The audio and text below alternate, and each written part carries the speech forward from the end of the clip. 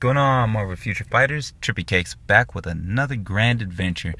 And this video is going to be, I guess, a part 2 to the very first video that I released, which was a Shang-Chi review. And I know I wasn't really expecting a whole lot of positive feedback. I got an okay amount of views for my very first video. But nobody honestly looks for tier 1 reviews when the character has a tier 2 available. So I went ahead and I used my free ticket on Shang-Chi like I said I was going to. He got a massive jump in his physical attack when he has his leadership.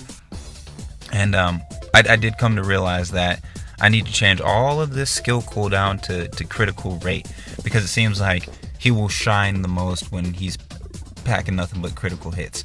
And then the other thing that I need to change is possibly changing all of the dodge to HP, or just changing that last HP to dodge. I'm not 100% sure what I want to do next. And then I want to experiment and go ahead and take the physical attack from the third one all the way down and make them all attacks. And that's just because when I was testing him in Black Dwarf, when Black Dwarf does his little shield when you very first phase him, and it's immune to everything but energy damage, I noticed that the shield went down on the second part of his 6-star skill, and that's the one where he uses his nunchucks all crazy like. And the strangest thing about that was when you read Mystic Army, it says physical attack 52%, and then physical damage, add physical damage 119. It doesn't say anything whatsoever about energy, but I'll go ahead and show you when I was testing this. Now with Black Dwarf, I'm gonna go ahead and take She-Hulk lead for that bonus 48% damage, and then naturally put Bruce Chi in there, and then I'm just gonna throw Daisy in there so she can buff Bruce whenever possible, and then 10% damage increase to supervillains. Doesn't hurt having Proxima in there, and then I'm gonna go crit damage and crit rate, basically because I'm currently lacking both of those. So here we go. I'll show you what I was talking about. We'll switch to Daisy, hit it there, hit Bruce Chi, power him up, and then we're gonna knock this out. And then hopefully when I phase him, he'll go ahead and I'll get to show you what I was talking about. And I know I'm not being all tactical and trying to dodge, but here we go. Okay, so there goes the shield. This is first part, physical damage proof. But then did you see all that damage right there? That was really crazy. That's how much damage that thing does to that shield. And it says physical damage, and he's physical damage immune. I found that to be like extremely strange. Now I'm not trying to beat Black Dwarf right here, because I'm really not caring at this moment in time. But the fact that all that damage that came out was it was supposed to be physical, and I found that just to be weird. It's baffling me, and I just got really excited when I saw that, because potentially if I just play it safe and then work him down when he does his little retard strength swing or whatever, then I'll be able to manage this.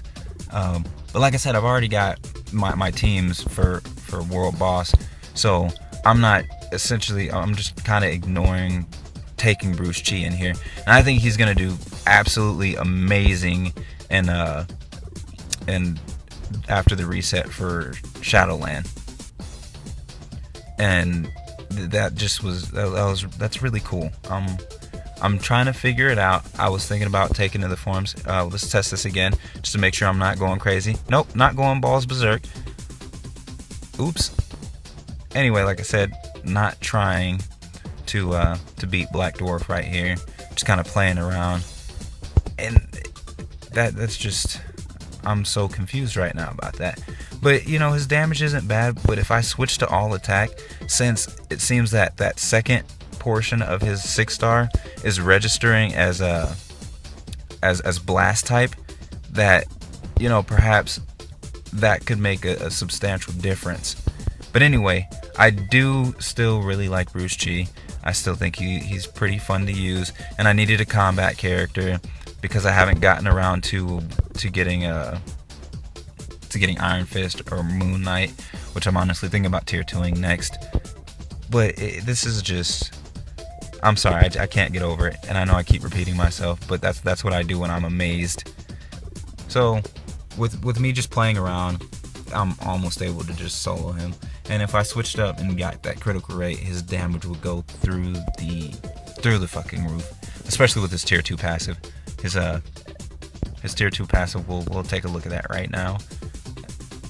Gotta load, and then so his tier 2 passive, you know, a lot of accumulated damage, and it can't exceed 10,000, all that good stuff. And you get the true damage dealt regardless of if he defend or his basic defense, which he gets a lot of, and his dodge. So I just overall still really like him, and I don't have an offensive ISO set for him anymore like I did before. He might have done more damage, but I really wanted to get that HP recovery. I didn't get I Am Also Groot, but I blew through 5 million plus gold to even get Stark backing, so I figured it had to do, and then I switched out some of my higher ISOs with these really dinky 3 and 4 star ones. But you know, I think once he gets I Am Also Groot, he's not going to be on the Iron Fist level of recovery, but I do have a 59% recovery rate right there. But he's got mad potential, and I can't wait till I tweak him a little bit more to where I get him to that Sharon Rogers point where I'm like, I'm done. I don't have to touch him anymore, because I don't have to touch Sharon Rogers anymore. I don't have to touch Carnage anymore. Silk, I don't think I have to touch her anymore. But anyway, I'm just trying to get him on that same level. Maybe if I build him a little bit more like Silk. Oh no, well, Silk's got Stark backing as well, but I think Stark backing works well with her because her dodge rate is so ludicrous right now. But he doesn't have the same dodge rate as her. They both have the same physical attack, so she does damage on par. Anyway, this has been a Marvel Future Fight video. Like, subscribe, and tell your friends. Have a good one.